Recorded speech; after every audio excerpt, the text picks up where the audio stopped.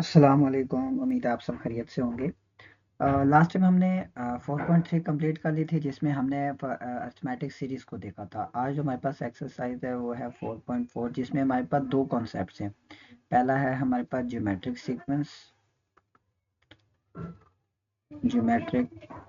Sequence और दूसरा है हमारे पास ज्योमेट्रिक मीन।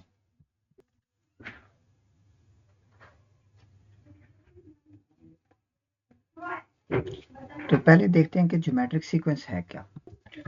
तो अगर हम इसकी डेफिनेशन देखें तो sequence is called geometric if the ratio of any two consecutive terms is always the same. जैसे अरिथमेटिक में हमने देखा था कि the difference of any two consecutive term is always the same, लेकिन यहाँ पे डिफरेंस के बजाय रेशियो है। Ratio of any two consecutive terms is always the same, तो ऐसे सीक्वेंस को हम कहते हैं ज्योमेट्रिक सीक्वेंस। या फिर एक दूसरी डेफिनेशन है, a sequence in which each succeeding term is obtained by multiplying the preceding term by common ratio r. मैं एग्जांपल के तौर पे दोनों डेफिनेशन समझा देता हूँ कि सपोज हमारे पास एक ज्योमेट्रिक रेशियो सीक्वेंस है 1 2 4 8 and up to so on. अब बिल्कुल क्लियर सी बात है कि ये अर्थमेटिक नहीं है क्योंकि पहली दो टर्म्स का जो डिफरेंस है वो 1 है और नेक्स्ट टू टर्म्स का जो डिफरेंस है वो 2 है। तो डिफरेंस सेम यहाँ पे ब्रेक हो गया, तो इसलिए ये अर्थमेटिक तो है नहीं। जब अर्थमेटिक नहीं है तो हम देखते हैं कि क्या ये ज्योमेट्रिक तो नहीं है। ज्योमेट्रिक के लिए क्या करते हैं, रेशो फाइंड करते हैं। Second term divided by first term की रेशो, और उसके बाद third term divided by second term, यानी कि 4/2 की रेशियो। 4/2 वो भी आंसर आ जाएगा आपके पास 2। या फिर हम उस fourth term divided by third term, उसकी रेशियो भी अगर आप देखें तो 2 आता है। तो क्योंकि तीनों रेशियो सेम है तो इसका मतलब ये कौन सी है सीक्वेंस हमारे पास, ये ज्योमेट्रिक सीक्वेंस है। और ये है पहली डेफिनेशन कि कोई सी दो कंसेक्यूटिव टर्म्स लें और उनकी उनकी रेशियो देखें, और वो रेशियो अगर सेम आती है तो वो जो सीक्वेंस होगा वो ज्योमेट्रिक सीक्वेंस होगा। अब इसकी दूसरी डेफिनेशन को इसी पे पूरा करते देखिए। ज्योमेट्रिक रेशियो अभी हमने देखा कि आर किसके इक्वल है, 2 के। तो अगर फर्स्ट टर्म है हमारे पास 1, तो मैं आर इस 1 को 2 से मल्टीप्लाई करूंगा तो मेरे पास आंसर आ जाएगा 2। फिर 2 को 2 से मल्टीप्लाई करूंगा तो आंसर आ जाएगा 4, क्योंकि हर नई टर्म तब आ रही है जब पुरानी टर्म को हम मल्टीप्लाई कर रहे हैं किससे, आर से। सेम इसी तरह जब 4 को मल्टीप्लाई करूंगा 2 से तो आंसर आ जाएगा 8, और ये पैटर्न इसी तरह कंटिन्यू रहेगा। अब जैसे हमने अरिथमेटिक सीक्वेंस की जनरल टर्म फाइंड की थी, तो सेम इसी तरह हम जनरल टर्म यहाँ पे भी फाइंड करते हैं ज्योमेट्रिक सीक्वेंस की। General term of geometric progression, geometric sequence geometric progression एक ही बात है। हम कहते हैं कंसिडर एक कोई भी ज्योमेट्रिक प्रोग्रेशन ले लेते हैं, उसको हम कह देते हैं A1 A2 A3 up to so on, last में हमारे पास आ रहा है AN। तो आपको पता है कि फिर मैं लिख सकता हूँ A2 is equal to A1 into r, क्योंकि हर नई टर्म तब आती है जब पुरानी टर्म को आर से मल्टीप्लाई किया जाए। तो A2 सेकेंड टर्म तब आएगी जब फर्स्ट टर्म को आर से मल्टीप्लाई किया जाएगा। सेम इसी तरह अगर थर्ड टर्म को देखें तो वो तब आएगी जब हमारे पास A2 को आर से मल्टीप्लाई किया जाएगा। अच्छा, अब ये जो A2 है, यहाँ पे अगर हम देखें तो ये जो A2 है ये तो ऑलरेडी किसके इक्वल है, A1 R की जगह। तो इस A2 की जगह हम इसकी वैल्यू पुट करते हैं A1 R, और ये बाहर वाला R जो है ये एज इट इज आ गया। तो अब इन दोनों को मल्टीप्लाई करने के बाद मेरे पास A3 का जो आंसर आया वो आया A1 R का स्क्वायर। सेम इसी तरह मैं लिखता हूँ A4, तो वो इक्वल हो जाएगा A3R, और A3 ऑलरेडी हमें पता है किसके इक्वल है, तो A3 है A1R स्क्वायर। तो A3 की जगह उसकी वैल्यू पुट करेंगे A1R का स्क्वायर और into R as it is, तो ये आ गया हमारे पास A1R का क्यूब। अब इन्हीं पैटर्न को हम कंटिन्यू रखते हैं और हम फाइंड करेंगे वैल्यू AN की, यानी कि जनरल टर्म। तो देखें अगर हम गौर करें A2 पे अगर हम देखें तो A2 में भी A1 आ रहा है। सेम इसी तरह A3 में अगर आप देखें तो उसमें भी आपको राइट हैंड साइड पे A1 नज़र आ रहा है। A4 में अगर आप देखें तो A4 में भी आपको A1 नज़र आ रहा है। तो सेम इसी तरह जब हम बात करेंगे AN की तो AN में भी हमारे पास A1 तो आएगा ही आएगा। उसके बाद R को देखते देखिए, अगर A2 है तो R की पावर कुछ भी नहीं यानी कि 1 है। अगर A3 है तो R की पावर देखें क्या है, 2। सेम इसी तरह अगर A4 है तो R की पावर क्या है, 3। यहाँ से क्या पता चला कि जितना सबस्क्रिप्ट होगा A के साथ, R की पावर उससे एक कम हो जाएगी, यानी कि A के साथ अगर N हुआ तो R की पावर में क्या आ जाएगा, N-1। ये है हमारे पास formula general term of an geometric progression. और इसी की मदद से हम किसी भी ज्योमेट्रिक सीक्वेंस की कोई भी एक खास टर्म फाइंड कर सकते हैं। जैसे अरिथमेटिक में था A1 plus N-1 into D, यहाँ पे है A1 into are raise to the power N-1। और क्योंकि ज्योमेट्रिक सीक्वेंस की हमें समझ आ गई है, तो नेक्स्ट और जो टॉपिक है वो है हमारे पास ज्योमेट्रिक मीन का। हमने मीन पहले भी देखे थे अरिथमेटिक के केस में। जब भी हम दो नंबर्स के दरमियान उनका ज्योमेट्रिक मीन इंसर्ट कर देंगे तो वो जो सीक्वेंस है वो कौन सा सीक्वेंस बन जाएगा, वो ज्योमेट्रिक प्रोग्रेशन बन जाएगा। यहाँ पे ए और बी के दरमियान ये जो नंबर आपको नजर आ रहा है जी, ये इनका ज्योमेट्रिक मीन है। अब हम दो नंबर्स के दरमियान ज्योमेट्रिक मीन को कैसे फाइंड करेंगे? तो देखें, हमें ज्योमेट्रिक मीन की एक प्रॉपर्टी पता है, वो ये कि जी ओवर ए यानी कि second term divided by first term is equal to b over g यानी कि third term divided by second. हमने देखा था कोई सी दो कंसेप्टिव टर्म्स, उनकी जो रेशो होती है वो क्या होती है, सेम होती है। अब हम आते हैं क्रॉस मल्टीप्लाई करते हैं, तो ये आ जाएगा हमारे पास g square is equal to a b, और यहाँ से जी का जो आंसर आ जाएगा वो हमारे पास आ जाएगा square plus minus square root of a b. अब यहाँ पे जो जी है वो दो वैल्यूज ले रहा है, पॉजिटिव भी और नेगेटिव भी। तो यहाँ पे हमारे पास दो केसेस इन्वॉल्व हो जाते हैं। कौन सा पहला केस होता है प्लस ए बी के साथ, और दूसरा होता है minus square root of a b के साथ। ज्योमेट्रिक मीन पॉजिटिव होगा if a is positive and b is positive. अगर दोनों नंबर्स पॉजिटिव हुए तो उनका ज्योमेट्रिक मीन भी पॉजिटिव होगा। और दूसरा केस, अगर दोनों नंबर्स नेगेटिव हुए तो उनका ज्योमेट्रिक मीन भी क्या होगा, नेगेटिव होगा। और अगर उन दोनों के साइंस चेंज हुए यानी कि एक पॉजिटिव और एक नेगेटिव हुआ तो उनके दरमियान जो ज्योमेट्रिक मीन होगा वो इमेजिनरी बन जाएगा। तो ये तो है जब दो नंबर्स के दरमियान एक मीन को इंसर्ट किया जाएगा। जब काफ़ी सारे मीन्स को इंसर्ट किया जाएगा तो हमें पता है कि वो एक सीक्वेंस बना लेंगे, फिर हम ज्योमेट्रिक सीक्वेंस की प्रॉपर्टीज को यूज़ करते हुए उसको सॉल्व कर लेंगे। तो इन दो टॉपिक्स के बाद हम चलते हैं अपनी एक्सरसाइज 4.4 के ऊपर। क्वेश्चन नंबर 1 से पहले हेडिंग देता है, कहता है determine whether each sequence is geometric. आपने सिर्फ ये चेक करना है कि क्या ये जो सीक्वेंस दिया हुआ है आपको ये ज्योमेट्रिक है। अगर है तो उसकी कॉमन रेशियो फाइंड करें। तो ज्योमेट्रिक होने के लिए एक ही कंडीशन है, कोई सी दो कंसेप्टिव टर्म लें और उनकी रेशियो क्या होनी चाहिए, सेम होनी चाहिए। तो मैं पहली दो टर्म्स की रेशियो लेता हूँ, 20 divided by 5 which is equal to 4। फिर मैं सेकंड टू टर्म्स की रेशियो ले लेता हूँ, 100 डिवाइडेड बाई 20, ये आ जाएगा हमारे पास 5। और चूंकि ये दोनों सेम नहीं है तो इसका मतलब यहाँ से लिख लेंगे कि जो गिवन सीक्वेंस है, given sequence is not geometric sequence, कि वो जो सीक्वेंस आपको दिया हुआ है वो ज्योमेट्रिक नहीं है। क्वेश्चन नंबर 2 में हमें एक और जो सीक्वेंस दिया हुआ है 2 4 6 8, और हमने चेक करना है कि क्या ये ज्योमेट्रिक है या नहीं। तो जैसे पहले चेक किया था, फर्स्ट टू टर्म्स की रेशियो देखेंगे यानी कि 4 डिवाइडेड बाई 2 जो कि आ जाएगा हमारे पास 2। नेक्स्ट टू टर्म्स की रेशियो 6 डिवाइडेड बाई 4, ये आ जाएगा हमारे पास 3/2। और ये दोनों सेम नहीं है, तो जब दोनों सेम नहीं है तो क्या लिखेंगे कि जो आपको सीक्वेंस दिया हुआ है, given sequence is not geometric, ये ज्योमेट्रिक नहीं है। क्वेश्चन नंबर 3 की तरफ आते हैं, जिसमें हमने चेक करना है कि क्या ये जो सीक्वेंस जो है वो ज्योमेट्रिक है या नहीं। तो जैसे लास्ट टाइम किया था, second term divided by first term करते हैं। तो डिवीजन को जब भी चेंज करते हैं मल्टीप्लिकेशन में तो आपको पता है कि सेकंड टर्म का रेसिप्रोकल ले लिया जाता है, यानी कि 3/2 जो है वो 2/3 बन जाएगा। यहाँ से अगर आप देखें तो 2 2 ज़ा 4, 2 1 ज़ा 2, 3 1 ज़ा 3 एंड 3 3 ज़ा 9, तो मेरे पास आंसर आ जाएगा 3/2। नेक्स्ट टू टर्म्स की रेशियो फाइंड करते हैं। फर्स्ट टर्म्स की जो रेशियो है फर्स्ट टू टर्म्स की वो तो आगे 3/2। अब देखते हैं 27/8 डिवाइडेड बाय 9/4, इनकी रेशियो क्या आती है। तो अगेन डिवीजन को चेंज करेंगे मल्टीप्लिकेशन में, तो सेकंड टर्म का रेसिप्रोकल लेना पड़ेगा यानी कि 4/9 हो जाएगा।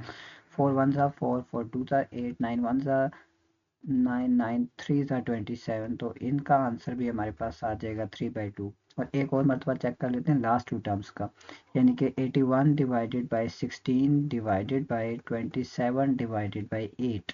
तो ये आ जाएगा हमारे पास 81/16 मल्टीप्लाई बाई 8/27। तो 8 1 ज़ा 8, 8 2 ज़ा 16, और 9 के जरिए कैंसिल करते हैं, 9 3 ज़ा 27 एंड 9 9 ज़ा 81, अगेन 3 1 ज़ा 3 एंड 3 3 ज़ा 9। तो यहाँ पे भी मेरे पास आंसर आ गया 3/2। और अगर आप देखेंगे तो तीनों जो हैं वो हमारे पास किसके इक्वल हैं, 3/2 के। तो क्या लिखेंगे, लिखेंगे yes the sequence is geometric. वो सीक्वेंस जो है वो ज्योमेट्रिक है, और उस ज्योमेट्रिक की जो कॉमन रेशो है वो क्या है, वो है हमारे पास 3/2। क्वेश्चन नंबर 4 की तरफ आते हैं, 7 14 21 28 and up to so on. सबसे पहले फाइंड करते हैं second term divided by first term, तो आंसर आ जाएगा हमारे पास 2। देन फाइंड करते हैं third term divided by second term, तो ये 7 के 3 कैंसिल हो रहे हैं, 7 2 ज़ा 14 एंड 7 3 ज़ा 21, तो हमारे पास आंसर आ गया 3/2। तो क्योंकि ये सेम नहीं है तो क्या लिखेंगे कि जो गिवन सीक्वेंस है हमारे पास, given sequence is not geometric, ये जो सीक्वेंस है ये ज्योमेट्रिक नहीं है। उसके बाद के क्वेश्चन में हेडिंग दी हुई है find first 4 terms of the geometric progression. आपको डाटा दिया हुआ है, A1 फर्स्ट टर्म दी हुई है, R दिया हुआ है सेकंड रेशो, और आपने पहली 4 टर्म्स फाइंड करनी है ज्योमेट्रिक की। तो पहली टर्म्स तो गिवन है, तो हम A2 से स्टार्ट करते हैं। तो A2 किसके इक्वल, देखिए फॉर्मूला जो यहाँ पे यूज हो रहा है ना वो AN का इक्वल होगा A1 R raise to the power n-1। तो A2 किसके इक्वल हो जाएगा, A2 इक्वल हो जाएगा A1 R। आपने इस इक्वेशन में ये जो गिवन दी हुई है इसमें n की जगह क्या पुट कर देना है, 2 पुट करना है। पहले हम यहाँ पे n की जगह 2 पुट करेंगे, फिर n की जगह 3 पुट करेंगे, फिर n की जगह 4 पुट करेंगे।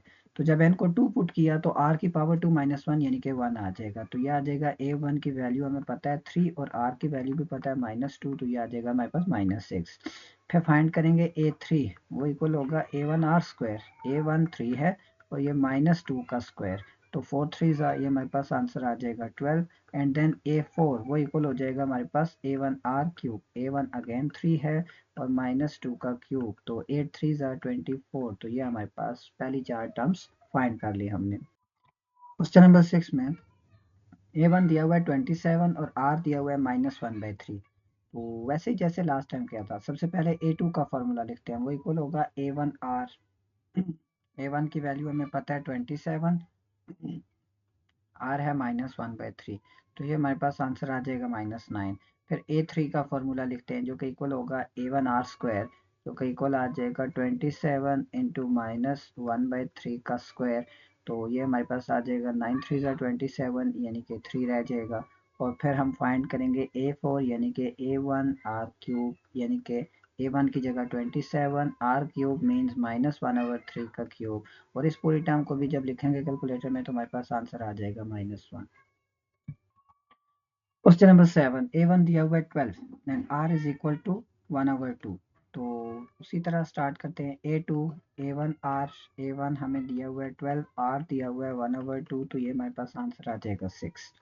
A3, A1 R स्क्वायर यानी कि 12 इंटू 1/2 का स्क्वायर, तो ये हमारे पास आंसर आ जाएगा 3।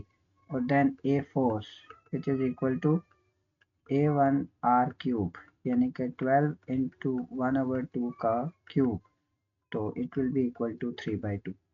और यहाँ पे ये वाला क्वेश्चन भी कंप्लीट हो गया। उसके बाद आपको हेडिंग दी हुई है find next 2 terms of the geometric progression. आपको एक ज्योमेट्रिक प्रोग्रेशन दिया हुआ है, यानी कि कंफर्म है कि एक ज्योमेट्रिक सीक्वेंस है, तो और आपने इसकी नेक्स्ट 2 टर्म्स फाइंड करनी है, यानी कि 3 टर्म्स आपको दी हुई हैं। तो इसमें अब मैं फर्स्ट टर्म देखूंगा तो वो क्या है, वो 90 है। फिर मैं R फाइंड करूंगा, क्योंकि ये दोनों टर्म्स अगर मेरे पास हों तो मैं कोई भी इजीली टर्म फाइंड कर सकता हूँ। तो R2 क्या होता है, R2 होता है हमारे पास second term divided by third term, तो यहाँ पे मेरे पास आंसर आ जाएगा 1/3। और मैंने क्या फाइंड करना है फिर मैं वो लिखता हूँ। मैंने फाइंड करनी है 1 2 3 फोर्थ टर्म, यानी कि A4 फाइंड करना है सबसे पहले, और फिर उसके बाद मैंने फाइंड करना है A5। तो A4 का फॉर्मूला होता है हमारे पास A1 R raise to the power 3, और A1 कितना है 90, और R है हमारे पास 1/3, तो 1/3 का क्यूब, तो हमारे पास आंसर आ जाएगा इसका 10/3। फिर उसके बाद A5 इक्वल होता है A1 R4, A1 हमारे पास अगेन 90 है और यह आ जाएगा 1/3 रेज टू द पावर 4, और इसको भी आप कैलकुलेटर में लिखेंगे तो आपके पास आंसर आ जाएगा 10/9।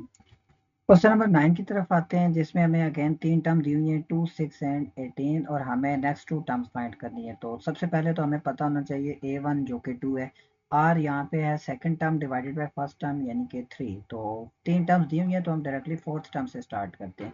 फोर्थ टर्म हो गया हमारे पास A1 R की पावर 3, A1 है हमारे पास 2, R है हमारे पास 3, तो 3 रेज टू द पावर 3, तो यूं ये हमारे पास आंसर आ जाएगा 54। फिर उसके बाद आते हैं फिफ्थ टर्म के ऊपर, यानी कि वो आ जाएगा A1 R raise to the power 4, A1 की जगह उसकी वैल्यू यानी कि 2 into 3 raise to the power 4, और ये हमारे पास आंसर आ जाएगा 162। क्वेश्चन नंबर 10, इसमें हमें अगेन से 3 टर्म्स गिवन दी हुई है। क्या क्या गिवन है, A1 दिया हुआ है 20, आर फाइंड करेंगे। आर कैसे फाइंड करेंगे? 30 डिवाइडेड बाई 20 जो कि आंसर आ जाएगा 3/2। फिर लिखेंगे A4 का formula A1 into are raise to the power 3। A1 है हमारे पास 20, आर है हमारे पास 3/2 और इनकी पावर 3। तो आंसर आ जाएगा हमारे पास 135 डिवाइडेड बाई 2। सेम इसी पैटर्न पे A5 का formula A1 r raise to the power 4 20 into 3/2 raise to the power 4। तो ये आंसर आ जाएगा हमारे पास 405 divided by 4। Question number 11, same sequence दिया हुआ है। फर्स्ट टर्म 729 है तो A1 is equal to 729 r second term divided by first term यानी कि 243 डिवाइडेड बाय 729। तो आपके पास आंसर आ जाएगा 1/3।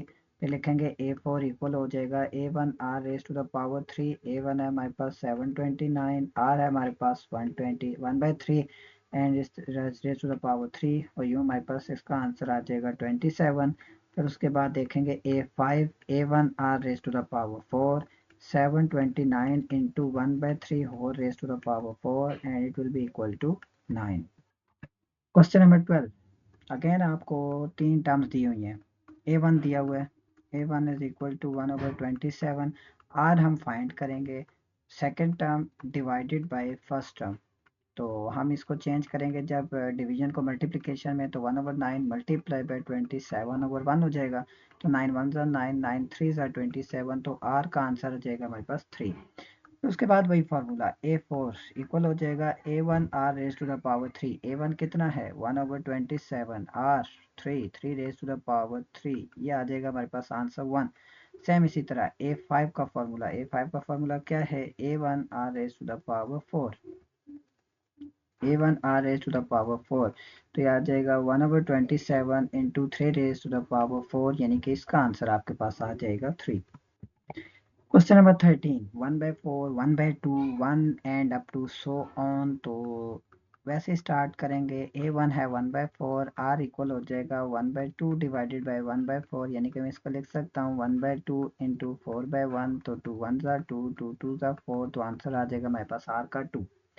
फिर उसी तरह A4 का फॉर्मूला A1 आर का क्यूब। A1 कितना है 1/4 आर हमारे पास है 2 तो 2 का क्यूब। तो यूँ आंसर आ जाएगा हमारे पास 2।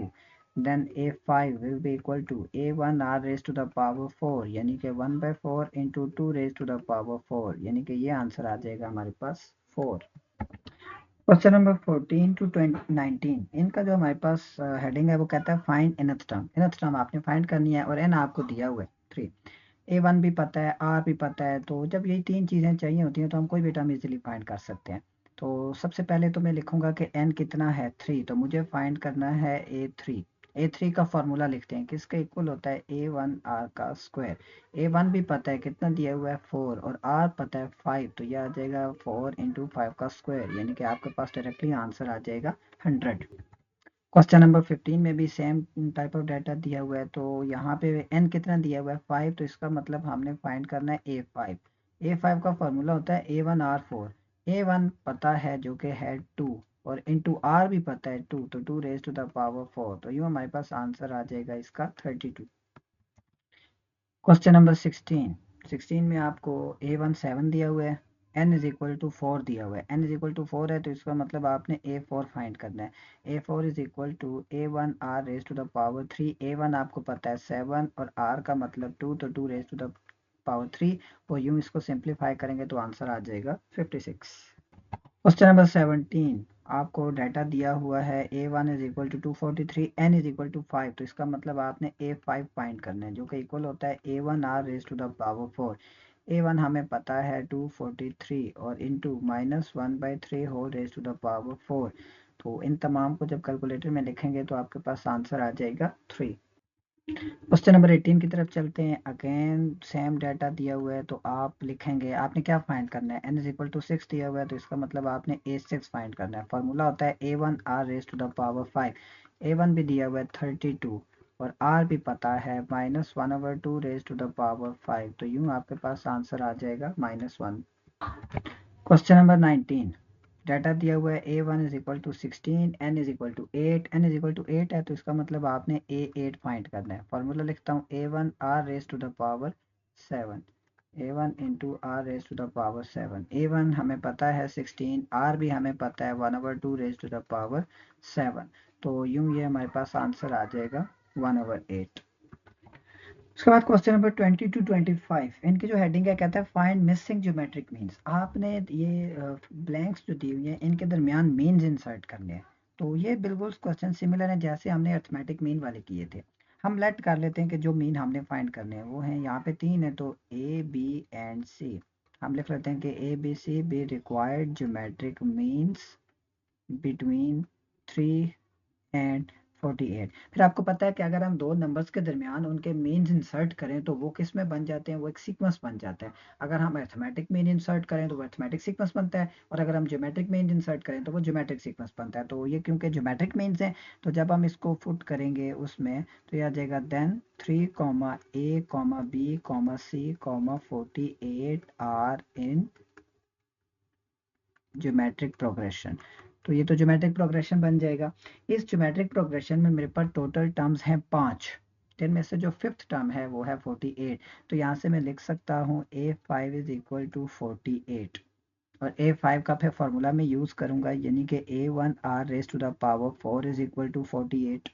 पर मुझे a1 पता है जो कि है 3, तो ये आ जाएगा 3 into are raise to the power 4 is equal to 48। ये है a1 यानी कि फर्स्ट टर्म, और a5 यानी कि लास्ट टर्म जो थी वो थी 48।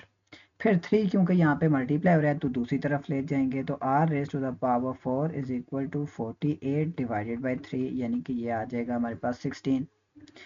अब जो हमारे पास है r raise to the power 4 और दूसरी तरफ है 16, तो क्या मैं 16 को यूं लिख सकता हूँ plus minus 2 raise to the power 4, क्योंकि plus 2 raise to the power 4 का आंसर भी 16 है, minus 2 raise to the power 4 का आंसर भी क्या है 16 है। अब दोनों तरफ अगर हम कंपेयर करें तो पावर सेम है, तो जब पावर सेम है तो इसका मतलब बेसिस भी क्या होंगी, सेम होंगी।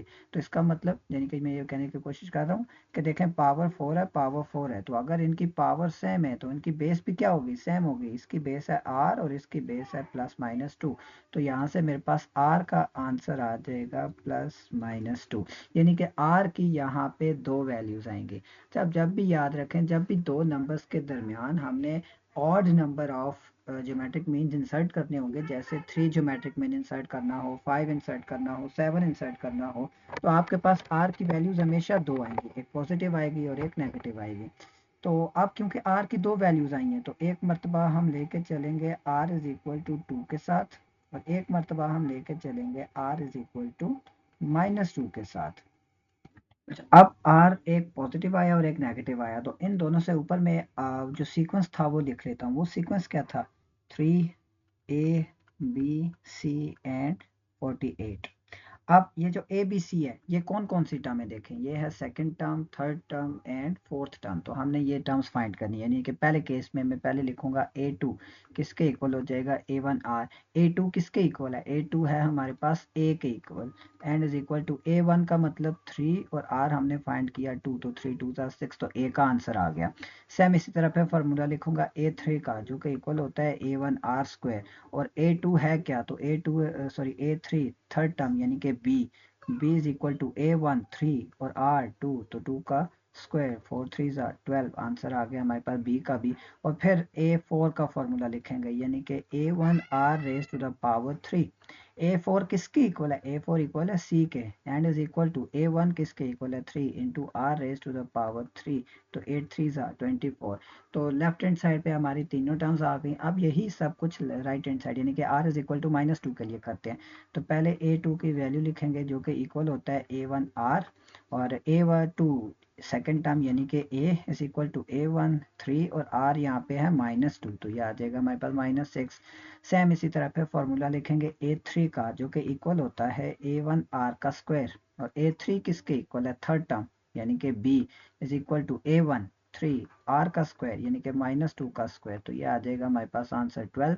एंड लास्ट में फिर हम लिखेंगे a4 का formula a1r raise to the power 3, a4 fourth term जो कि है c, a1 है हमारे पास 3, r -2 का क्यूब, तो ये आ जाएगा हमारे पास आंसर -24।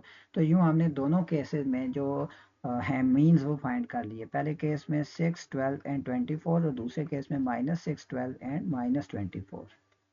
क्वेश्चन नंबर 21 में आपने 1 और 8 के दरमियान दो ज्योमेट्रिक मीन्स इंसर्ट करने हैं। तो मैं उन दो ज्योमेट्रिक मीन्स को लेट कर लेता हूँ। मैं क्या देता हूँ कि let a and b two geometric means between 1 and 8।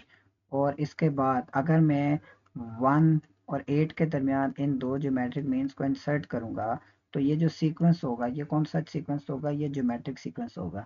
इस ज्योमेट्रिक सीक्वेंस में टोटल टर्म्स कितनी है, 4। तो मैं लिख सकता हूँ A4 इज इक्वल टू 8। बिल्कुल लिख सकता हूँ क्योंकि फोर्थ टर्म 8 ही है। A4 का formula A1 R raise to the power 3 is equal to 8। A1 किसके इक्वल है, 1। 1 into are raise to the power 3 is equal to 8, यानी कि r raise to the power 3 is equal to 8। और क्या मैं इस 8 को यूं भी लिख सकता हूँ, r raise to the power 3 is equal to 2 raise to the power 3। अब यहाँ पे मैं प्लस माइनस नहीं कर सकता क्योंकि प्लस 2 का क्यूब तो 8 होता है, लेकिन माइनस 2 का क्यूब जो होता है वो 8 नहीं होता, तो इसीलिए सिर्फ 2 का क्यूब लिखा। तो अब कंपेयर करते हैं पावर सेम तो बेसिस भी सेम, तो यहाँ से पता चल गया कि आर का आंसर क्या आ गया, तो आर का आंसर आ गया 2।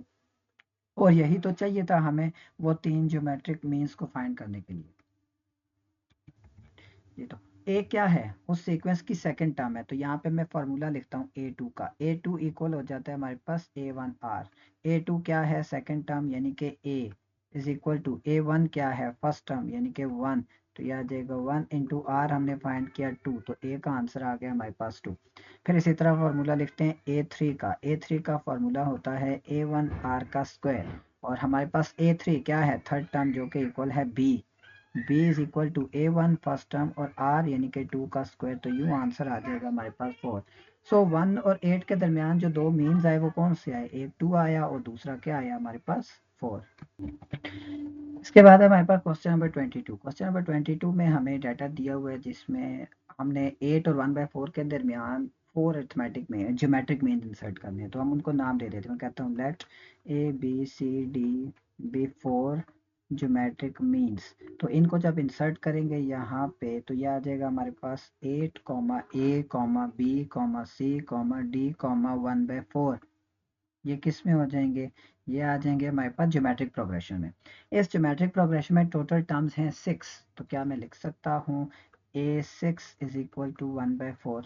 तो A6 का फॉर्मूला फिर यूज करूंगा A1 R raise to the power 5 is equal to 1/4। और A1 पता है, A1 किसके इक्वल है, A1 8 है, तो यह आ जाएगा 8 into are raise to the power 5 is equal to 1/4। फिर ये जो 8 है यहाँ पे मल्टीप्लाई हो रहा है, दूसरी साइड ले जाएंगे तो जाके डिवाइड हो जाएगा, यानी कि 4 से मल्टीप्लाई हो जाएगा। तो r raise to the power 5 is equal to 1/4 into 8, यानी कि ये आंसर आ जाएगा हमारे पास 1/32। अब r raise to the power 5 है लेफ्ट हैंड साइड पे, दूसरी तरफ 1/22 को मैं लिख सकता हूँ 1/2 रेज टू द पावर 5, क्योंकि 1/2 रेज टू द पावर 5 का आंसर भी क्या होता है, 32 ही होता है। तो अब कंपेयर करते हैं, देखें पावर 5 तो पावर सेम है, तो इसका मतलब बेसिस भी सेम होगी। तो यहाँ से मेरे पास r का आंसर आ गया, किसके इक्वल आ जाएगा, r इक्वल आ जाएगा हमारे पास 1/2। तो जैसे ही r की वैल्यू आ गई, अब हमने क्या फाइंड करना है, हमने फाइंड करनी है a b c और d की वैल्यू। तो a क्या है, सेकंड टर्म, तो मैं पहले सेकंड टर्म का फॉर्मूला लिखता हूँ A2 is equal to A1R। और A2 है किसके इक्वल, A2 है हमारे पास A के इक्वल। A1 फर्स्ट टर्म कितनी है 8, और R कितना आया 1/2। तो यूं A का आंसर आ जाएगा हमारे पास 4। देन मैं फॉर्मूला लिखूंगा A3 का। A3 इक्वल हो जाएगा A1R का स्क्वायर, और A3 किसके इक्वल है, थर्ड टर्म B के इक्वल है। A1 फर्स्ट टर्म 8, R 1/2 और इसका स्क्वायर, तो ये मेरे पास आंसर आ जाएगा 2। सेम इसी तरह मैं फॉर्मूला लिखूंगा फिर A4 का, जो कि इक्वल हो जाएगा A1R raise to the power 3। Fourth term क्या है C is equal to A1 first term 8 और 1/2 का क्यूब, ये मेरे पास आंसर आ जाएगा 1। और लास्ट में मैं फॉर्मूला लिखूंगा A5 का। A5 किसके इक्वल है, A1R raise to the power 4, और A5 यानी कि फिफ्थ टर्म है क्या, तो फिफ्थ टर्म है हमारे पास D। तो मैं A5 की जगह लिखूंगा D is equal to A1 यानी कि 8, R की जगह 1/2 और इसकी पावर 4, यानी कि D का आंसर आ गया मेरे पास 1/2। तो जो मीन्स मैंने फाइंड करने थे वो कौन से हुए, 4, 2, 1 एंड 1/2। ये हमारे पास रिक्वायर्ड ज्योमेट्रिक मीन्स है। क्वेश्चन नंबर 23 में हमने 3 और 75 के दरमियान एक ज्योमेट्रिक मीन इंसर्ट करना है। तो एक ज्योमेट्रिक मीन इंसर्ट करने का फॉर्मूला हमने शुरू में देखा था, याद होगा आपको, जिसमें था g is equal to plus minus square root of a b. अब ये प्लस कब होता है माइनस कब होता है ये भी मैंने आपको बताया था, क्योंकि यहाँ पे 3 भी पॉजिटिव है 75 भी पॉजिटिव है, तो इनके दरमियान जो ज्योमेट्रिक मीन है वो इक्वल हो जाएगा स्क्वायर रूट ऑफ 3 इंटू 75। क्यों? क्योंकि दोनों पॉजिटिव हों तो हम सिर्फ पॉजिटिव ज्योमेट्रिक मीन लेते हैं। तो अब मैं मल्टीप्लाई करूंगा 3 इंटू 75 को, तो ये मेरे पास आंसर आ जाएगा 225, और स्क्वायर रूट ऑफ 225 किसके इक्वल होता है? 15 के इक्वल होता है। इसके बाद आते हैं क्वेश्चन नंबर 24 की तरफ। अगेन हमने 5 और 80 के दरमियान 3 मीन्स इंसर्ट करने हैं, तो हम उन 3 मीन्स को नाम दे देते हैं a b and c. Let कह दिया a b c be 3 geometric means. तो अगर ये 3 ज्योमेट्रिक मीन्स हैं तो इसका मतलब कि अगर हम इनको 5 और 80 के दरमियान इंसर्ट करें तो ये क्या बन जाएगा हमारे पास? ये हमारे पास आ जाएगा आर इन ज्योमेट्रिक प्रोग्रेशन। अब अगर ये ज्योमेट्रिक प्रोग्रेशन में हैं तो ये कितनी टर्म्स हैं? ये हैं 5 टर्म्स, यानी कि मैं लिख सकता हूँ यहाँ पे फिर के A5 यानी कि फिफ्थ टर्म किसके इक्वल है? 80 के। फिफ्थ टर्म का फार्मूला भी हमें पता है, A1 r raise to the power 4 is equal to 80। फिर A1 भी पता है किसके इक्वल है? 5 into are raise to the power 4 is equal to 80। 5 multiply हो रहा है, उधर जाएगा डिवाइड हो जाएगा। R raise to the power 4 is equal to 80 divided by 5, यानी कि आंसर आ जाएगा 16। तो यहाँ से मैं लिख सकता हूँ r raise to the power 4 is equal to 16। 16 को मैं यूं भी लिख सकता हूँ plus minus 2 raise to the power 4, क्योंकि plus 2 raise to the power 4 भी 16 होता है, minus 2 raise to the power 4 भी क्या होता है? 16 होता है। यहाँ तक लिखने के बाद पावर सेम है तो इसका मतलब बेसिस भी सेम होंगे, तो यहाँ से आर के दो आंसर आए, एक आया +2 और एक आया -2। अब हमने इन दोनों वैल्यूज के लिए ज्योमेट्रिक मीन्स को फाइंड करना है, यानी कि हम पहले फाइंड करेंगे r इज इक्वल टू 2 के लिए, फिर हम फाइंड करेंगे r इज इक्वल टू -2 के लिए। तो पहले बात करते हैं r इज इक्वल टू 2 के लिए। r इज इक्वल टू 2 के लिए हमने क्या फाइंड करना है? a2 यानी कि second term, third term and fourth term. तो a2 का फॉर्मूला होता है a1r, और a2 है किसके इक्वल? तो a2 है हमारे पास a के इक्वल, a1 है हमारे पास 5 और r है हमारे पास 2, तो 5 2 सा 10। सेम इसी तरह फिर मैं फॉर्मूला लिखूंगा a3 का, जो कि इक्वल होता है a1r का स्क्वायर। अब a1 की वैल्यू भी मुझे पता है, a3 क्या है? थर्ड टर्म यानी कि b is equal to a1 5 r2, तो 2 का स्क्वायर, तो ये आंसर आ जाएगा हमारे पास 20। फिर उसके बाद फॉर्मूला लिखेंगे a4 का, जो कि इक्वल होता है a1 r raise to the power 3। फिर वैल्यूज पुट करेंगे, a4 का मतलब fourth term, c is equal to a1 कितना है? 5 r2 2 raise to the power 3, यूं ये आंसर आ जाएगा हमारे पास 40। अच्छा, अब r इज इक्वल टू 2 के लिए हमने फाइंड कर लिया, अब -2 का नंबर है, तो पहले लिखेंगे a2 का फॉर्मूला, जो कि इक्वल होता है a1r। अब a2 किसके इक्वल है? b is equal to a1 5 r -2 है यहाँ पे, तो यह आ जाएगा हमारे पास -10। फिर उसके बाद फॉर्मूला लिखेंगे a3 का, जो कि इक्वल है a1r का स्क्वायर। अब हमें वैल्यूज पता है, a3 का मतलब c, सॉरी a2 था हमारे पास a सेकेंड टर्म, और a3 का मतलब है थर्ड टर्म यानी कि b is equal to a1 5 r -2 और इसका स्क्वायर, तो ये आंसर आ जाएगा हमारे पास 20। और इसके बाद फिर a4 equal to a1 r raise to the power 3। फिर वैल्यूज पुट कर देंगे, a4 का मतलब fourth term c and is equal to a1 5 r -2 और इसकी पावर 3, तो ये आंसर आ जाएगा हमारे पास -40। तो हमारे पास जो ज्योमेट्रिक मीन्स आए वो कौन से आए? 10 20 एंड 40, या फिर -10 -20 एंड -10 20 एंड -40। सब क्वेश्चन नंबर 26, क्योंकि 25 बिल्कुल वैसे सिमिलर हो जाएगा जैसे हमने 24 किया है, तो हम 26 की तरफ आते हैं। कहता है, a ping pong ball is dropped from a height of 16 feet and always rebounds 1/4 of the distance fallen. How high does it rebound the sixth time? आपने, अच्छा देखें, आप पहले इसके ज्योमेट्रिकल समझते हैं, फिर हम अपने क्वेश्चन की तरफ चलेंगे। ये मैं कहता हूँ कि सपोज हमारे पास एक बॉल को यहाँ से ड्रॉप किया गया और वो आई और यहाँ पे उसने अपने ग्राउंड के साथ टच किया। अच्छा, अब ये इनिशियल स्टेप है, यहाँ अभी तक उसने रीबाउंड नहीं किया, और ये जो टोटल डिस्टेंस है ये 16 फीट है जो उसने मिटाया। अच्छा, ये डिस्टेंस है तो डायरेक्टली मतलब वर्टिकल लाइन, स्ट्रेट लाइन, लेकिन क्योंकि हमने प्रॉब्लम को समझना है तो इसलिए मैंने थोड़ा सा कर्व बना दिया। बॉल आएगी, ग्राउंड से टच करेगी और रीबाउंड होगी। अब ये रीबाउंड होके फिर दोबारा ग्राउंड से टच करेगी। अब ये जो रीबाउंड हुआ यहाँ से लेकर यहाँ तक का जो डिस्टेंस है ये कितना है? ये उसने बताया कि 1/4 है। 1/4 किसका?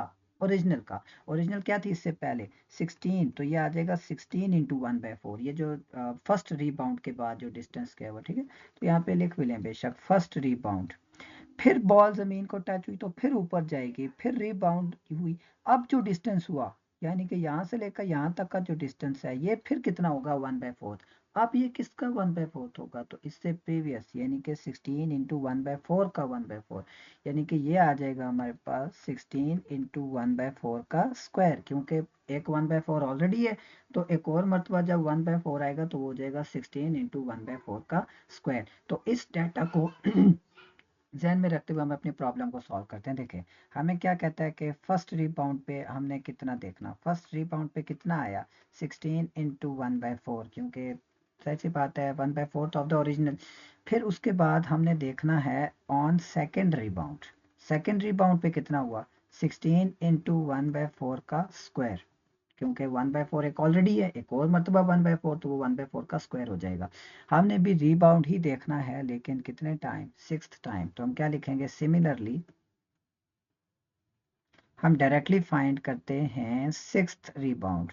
सिक्स्थ रीबाउंड पे कितना हो जाएगा 16 इंटू 1/4। देखें अगर फर्स्ट रीबाउंड है तो 1/4 की पावर 1 है, सेकेंड रीबाउंड है तो 1/4 की पावर 2 है, तो अगर सिक्स्थ रीबाउंड होगा तो 1/4 की पावर 6 हो जाएगा। तो यूं ये हमारे पास आंसर आ जाएगा 1/256 फीट। इसके बाद आते हैं क्वेश्चन नंबर 27 के ऊपर। कहता है a city has a current population of 100,000 and the population is increasing by 3% each year. What will be the population in 15th year? तो सबसे पहले अब एक ज्योमेट्रिक सीक्वेंस बनेगा, वो कैसे देखते हैं। सबसे पहले तो हम ये देखते हैं कि पॉपुलेशन इन फर्स्ट ईयर कितनी है, तो वो है हमारे पास 100,000। तो अब हम ये देखते हैं कि पॉपुलेशन इन सेकंड ईयर वो कितनी हो जाएगी। तो उसने बताया कि इंक्रीज कर रही है, कितना इंक्रीज कर रही है 3% इंक्रीज कर रही है, यानी कि ये होगा हमारे पास 100,000 प्लस 3%, किसका 3%, 100,000 का। ये बात आपको उम्मीद है समझ आ गई होगी कि ओरिजिनल पॉपुलेशन है 100,000 और उसी का 3% जब इंक्रीज होगा तो वो नेक्स्ट ईयर की पॉपुलेशन आ जाएगी, यानी कि वो आ जाएगी 103,000। फिर उसके बाद थर्ड ईयर की पॉपुलेशन वो क्या हो जाएगी, वो होगी अगेन 3%, लेकिन किसका 103,000 का 3%, यानी कि 103,000 प्लस 3% ऑफ 103,000, और ये आ जाएगा हमारे पास 106,090। अब ये जो हमारे पास सीक्वेंस आया, ये देखना है कि ये जो सीक्वेंस है क्या ये ज्योमेट्रिक है। अब ये सीक्वेंस ज्योमेट्रिक कब होगा, जब कोई सी दो कंसेक्टिव टर्म्स का जो रेशियो है वो सेम आएगी, यानी कि हम क्या करेंगे second term divided by first term देखेंगे पहले, 103,000 डिवाइडेड बाय 100,000, तो आपके पास आंसर आ रहा है यहाँ पे 1.03। फिर देखेंगे third term divided by second term, यानी कि 106,090 डिवाइडेड बाय 100,000, ये भी आपके पास यही आ रहा है 1.03। तो इसका मतलब ये एक ज्योमेट्रिक सीक्वेंस है, और इस ज्योमेट्रिक सीक्वेंस की हमने कौन सी टर्म फाइंड करनी है, तो हमने देखना है कि 15th ईयर में पॉपुलेशन क्या है, यानी कि हमने फाइंड करनी है A15। A15 का फॉर्मूला होता है A1R raise to the power 14, और अब A1 यानी कि फर्स्ट टर्म 100,000 हमें पता है, तो इसकी जगह तो आ जाएगा 100,000 R 1.03 और इसकी पावर 14। इस पूरी टर्म को लिखते हैं कैलकुलेटर में, तो आपके पास आंसर आ रहा है 1512.59। तो इतनी पॉपुलेशन हो जाएगी इन द 15th ईयर। इसके बाद है क्वेश्चन नंबर 28। कहता है a super ball drop from the top of a tower 556 feet high always rebounds 3/4 of the original distance fallen. How far up and down will the ball have traveled when it hit the ground for the sixth time? अब ये question बिल्कुल similar उसी तरह है जैसे हमने इससे पहले क्वेश्चन किया था, सिर्फ फर्क किया कि अब उसने बताया है कि अप एंड डाउन दोनों आपने बताने के वो कितना डिस्टेंस अप एंड डाउन तय करेगी। ठीक है, बिल्कुल एग्जैक्टली सेम उसी तरह ही है। तो आप देखें क्या करेंगे, आपको ये पता है कि ओरिजिनल डिस्टेंस कितना है, तो जैसे हमने पहले किया था ना, वो मैंने आपको मुकम्मल ज्योमेट्री समझा के किया था, इसमें हम डायरेक्टली फाइंड करते हैं। देखिए हमने ये देखना है कि 6 टाइम वो कितना डिस्टेंस तय करेगी, तो डायरेक्टली A6 लिखते हैं, जो कि इक्वल होता है A1 r⁵ और A1 का मतलब ओरिजिनल डिस्टेंस कितना है, तो वो हमें क्वेश्चन में गिवन दिए हुए 556। r मतलब कितना रिबाउंड हो रही है, तो रिबाउंड कितना हो रही है उसने बताया 3/4, यानी कि आपके पास आई है 3/4 और इसकी पावर क्या आ जाएगी 6 आ जाएगी। तो इस पूरी टर्म को लिखते हैं कैलकुलेटर में, तो आपके पास आंसर आ जाएगा 98.96 feet. Question number 29. The teaching staff of a high school informs its member of school cancellation by telephone. The principal calls two teachers, each of whom in turn call two other teachers, and so on. In order to inform the entire staff, 6 rounds of calls are made. Counting the principal, find how many people are in staff at high school. देखें question बड़ा simple सा है, कहता है कि एक school ने अपने स्टाफ को इन्फॉर्म करना है कि आज कैंसिल हो गया, यानी कि आज छुट्टी है स्कूल से, तो अब वो एक दूसरे को कॉल के जरिए ये समझाएंगे। जो प्रिंसिपल है वो ओरिजिनली कॉल करता है कितने टीचर्स को, 2 टीचर्स को, फिर वो 2 टीचर्स आगे मजीद 2 टीचर्स को कॉल करेंगे और ये सेटअप जो है वो चलता रहेगा। और ये टोटल कितने राउंड ऑफ कॉल्स होंगे, 6 राउंड ऑफ कॉल्स होंगे। तो आपने ये बताना है कि बताएं कि उस हाई स्कूल में टोटल स्टाफ कितना है। तो हम सबसे पहले ये देखते हैं कि on first round of call पे ये बताना है कि कितने टीचर्स को इन्फॉर्म किया गया। तो प्रिंसिपल ने कॉल की तो सिर्फ 2 टीचर्स को पता चला।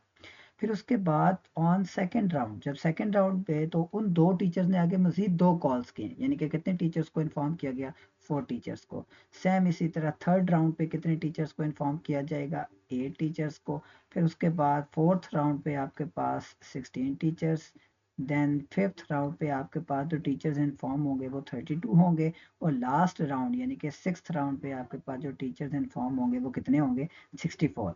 अच्छा, अब ये जो टीचर्स को इन्फॉर्म किया जा रहा है ना, ये इनमें कहीं पे भी इंटरसेक्शन नहीं है, यानी कि प्रिंसिपल ने जिन 2 टीचर्स को कॉल किया वो आगे मजीद 2 टीचर्स को कॉल करेंगे, तो वो ये नहीं हो सकता कि दोनों एक ही सेम टीचर को कॉल कर लें, नहीं, यानी कि उन्होंने सेपरेटली अलग अलग टीचर्स को क्या करनी है, कॉल करनी है। अच्छा, अब टोटल स्टाफ कितना होगा फिर देखें, लास्ट में कितने टीचर्स को पता चला, 64। उससे पहले कितने टीचर्स को पता चला, 32। उससे पहले 16, उससे पहले 8, उससे पहले 4, उससे पहले 2 और लास्ट में प्रिंसिपल भी तो था। तो इन तमाम को हम फाइंड कर लेंगे तो हमारे पास आंसर आ जाएगा 127। और अब आते हैं इस एक्सरसाइज के लास्ट क्वेश्चन पे, जिसमें हमें कहता है कि a 5-day rain cause the river to rise. After the first day the river rose 1 inch, यानी कि एक 5 डे रेन हुई, बारिश हुई 5 दिन, जिसमें रिवर का जो फ्लो है वो पानी का जो उसमें मिकदार है वो बढ़ गई। फर्स्ट डे कितना राइज हुआ, 1 इंच, वो उसने बता दिया। Each day the rise in the river tripled, हर दिन गुजरते दिन के साथ वो जो पानी की तादाद है वो ट्रिपल होती गई, यानी कि नेक्स्ट डे कितना होगा, 3 × 1 3, उससे नेक्स्ट डे 3 3 9 और उससे नेक्स्ट डे 9 3 27 और उससे नेक्स्ट डे हमारे पास हो जाएगा 81, यानी कि हर गुजरते दिन के साथ जो पानी है वो ट्रिपल होता जाएगा, यानी कि 3 से मल्टीप्लाई होता जाएगा। कहता है how much had the river Ryzen after 5 days, बताए 5 दिन बाद कितना होगा। तो देखें, ये आफ्टर फर्स्ट डे, ये after second day, after third day, after fourth day and after fifth day. तो आफ्टर 5 डेज कितना राइज हुआ, 81 इंच। और यहाँ पे आपकी जो एक्सरसाइज है 4.4 वो कंप्लीट होगी।